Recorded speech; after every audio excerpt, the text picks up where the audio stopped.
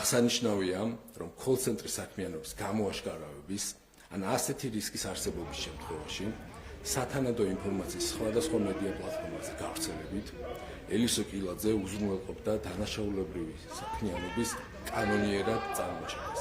ამავდროულად იმ კონკრეტული call-ცენტრების ხილების მიზნით, რომლებიც არ იყვნენ მათი გავლენის ქვეშ მოქცეულები, ელისო კილაძის მიერ ხდებოდა მათი ადგილმდებარეობის და თანამშრომლების თაობაზე ინფორმაციის საჯაროდ გავრცელების დაგეგმვა, გავრცელების მუქარა თუ გავრცელება და შემდგომში მათი შანტაჟის გზით განმობირებისათვის სათანადო პირობების შექმნა. გაწეული საქმიანობისათვის გავლენის და საინფორმაციო მფარველები არარეზიდენტი პირებისგან მოტყუებული დაუფლებული თანხებიდან ყოველთვიურად სოლიდურ სარგებელს იღებდნენ.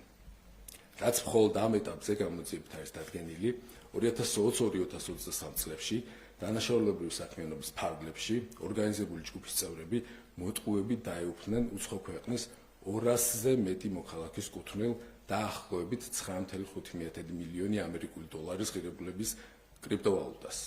შემდგომში უკანონო შემოსავლის ლეგალიზაციის მიზნით დაზარალებულებისგან მოტყუებით დაუფლებული ვირტუალური აქტივები დანაწევრებით მრავალჯერადი ტრანზაქციებით ნაწილდებოდა სხვადასხვა კრიპტოსაფრთხეებზე, რომლებსაც ორგანიზებული ჯგუფის წევრები განკარგავდნენ.